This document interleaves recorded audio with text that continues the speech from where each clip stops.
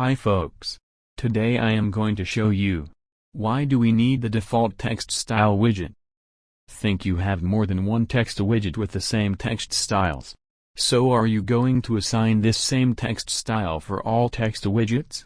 Doesn't it make your codes messy and long? If you want to change the text color of all the text widgets, you should go down one by one and add the new color property.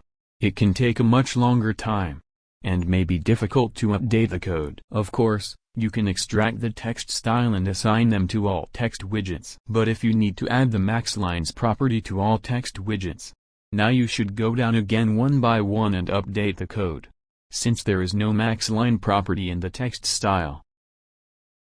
In this case, you can wrap all child widgets with default text widgets. So now you don't need to update all text widgets one by one. With the default text, you can control pretty much everything of text widgets that are under default text style, even max lines. Hope you have learned something new. I'll come back soon with new things. Then goodbye. Style widget.